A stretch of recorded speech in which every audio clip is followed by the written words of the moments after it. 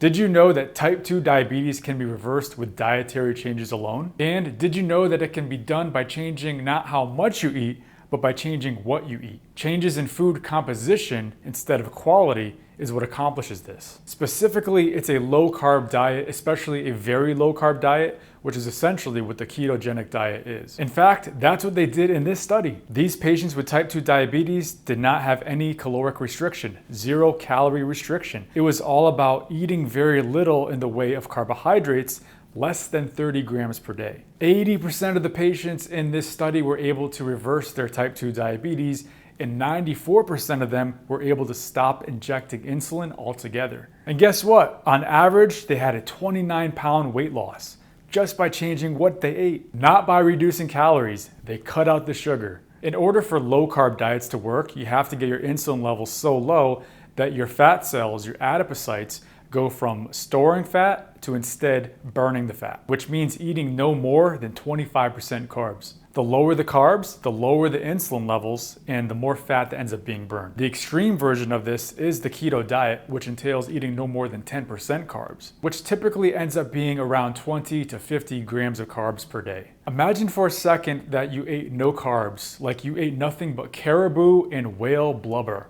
What would happen in that scenario? Well, that's exactly what this guy did. The explorer by the name of Mr. Stephenson. I'm not even going to try to pronounce his first name. Mr. Stephenson was shipwrecked in the Arctic for over a year and essentially had to resort to eating nothing but meat, which was fat and protein, no carbs. Then he comes back to the US and he's like, I feel better than I've ever felt. Of course, health experts were like, no way. But he was like, yes way. So in order to find out if this diet was the real deal, he and his buddy end up checking himself into a hospital to do research. Right here in New York City at Bellevue Hospital, where they looked at him and his buddy for over a year, eating nothing but meat. And as it turns out, they end up being healthier than the investigators. But since then, the science has come a long way, and we now know way more about the keto diet compared to back then. We know how it works and all of its benefits and its potential downfalls. How or why does it work? Well, it's mainly two big reasons. For one, we know that when you're eating very minimal carbohydrates, your insulin levels drop to very low levels,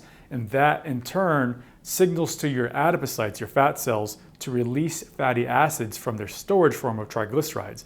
Once those fatty acids get into the bloodstream, they travel down to the liver, and then your liver transforms those fatty acids into ketones, namely, or the big one is beta-hydroxybutyrate. Those ketones are then in turn used as energy for the rest of the body, especially the brain. The second main reason is that the liver ends up burning the fat that's stored in the liver. Besides improving fatty liver, this ultimately ends up improving insulin resistance and lowering insulin levels. This is a great thing because this lower insulin ends up improving leptin resistance, which ultimately means you feel full for longer periods of time. And it keeps getting better because one of those ketones that's generated is beta-hydroxybutyrate, and that specifically has its own benefits when those levels go up. Beta-hydroxybutyrate starts to tell the liver mitochondria to start making something called sirtuin-1. Sirtuin-1 activates another enzyme, AMP kinase, it increases it, and then it acts to inhibit another enzyme called mTOR, and both of these are good things. Why? Because the end result is to rev up the metabolism, which burns the fat. And it gets even better because beta-hydroxybutyrate acts on the gut microbiome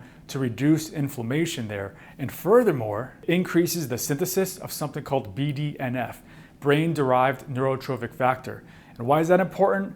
BDNF helps our neurons grow to make connections with other neurons, and it's thought to be protective against Alzheimer's. That's why Alzheimer's researchers are studying this a lot. Are there any downsides to keto? Well, there's a few things, but nothing that can't really be overcome. For one, it's very hard to stay in ketosis for more than 2 months, mostly because after 2 months, people start losing discipline to remain on that keto diet. Another important point is that keto is only healthy if you're mostly eating unprocessed or minimally processed foods. In this case, it's still important to eat things like nuts, seeds, green vegetables, avocados, olive oil, eggs, lean poultry, and seafood. In comparison, eating too much highly processed food, things like fried food, hot dogs, pepperoni, sausage, that's not going to be healthy even if it technically is a keto diet. A third point is that keto adherents tend to be low in things like vitamins B and C, as well as selenium, magnesium, phosphorus, unless they consume enough leafy greens, because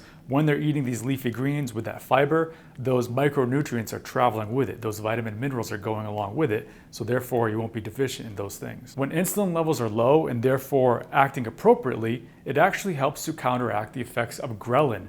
Ghrelin is the hunger hormone. So when your ghrelin goes up, that means you get the cravings and you become hungry and hungrier, including sugar cravings. And on the flip side, insulin also acts in conjunction with the hormone called leptin.